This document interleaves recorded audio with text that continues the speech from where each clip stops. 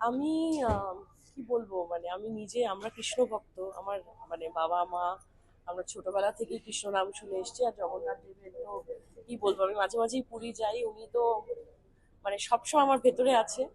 আমি আজকে সকাল থেকেই শুটিং করে মানে একদম ভোর 7টায় বেরিয়েছি। সকাল 7টায় তো বেরোনোর পর আমি ভাবছিলাম আমি আসতে পারবো কিনা, কিন্তু বাবার ডাকে আসতেই হলো। খুবই ভালো লাগছে। আর তোমরা সবাই এসছো, আমাদের আরবারাতেই হচ্ছে এই প্রথম বছর থেকে, এই বছর থেকে শুরু হলো আহ জগন্নাথ দেবের পুজো। আমি চাই সারা বছর প্রত্যেক সময় যেন হোক পুজো এরম ভাবে। তারপরে প্রসাদ পাওয়া সেটা একটা বোধহয় এটা আলাদাই তো মানে ব্যাপার। আমি সত্যি মানে উনি চেয়েছিলেন, উনি না চাইলে একটা পাতাও নড়বে না গাছে। তো উনি চেয়েছিলেন বলেই আমার সৌভাগ্য হয়েছে যে আমি প্রসাদটা পাচ্ছি। তুমি বলছিলে যে কিছু চেয়ে উঠতে পারো না আমি ভগবানের কিচ্ছু কাছে। চাইতে পারি না কোনোদিনও, আমি পারিই না, আমার আসেই না। আমি শুধু ওনাকে দেখি, উনি যেটা আমার জন্য ভালো বলবেন সেটাই আমার কাছে শ্রেয়।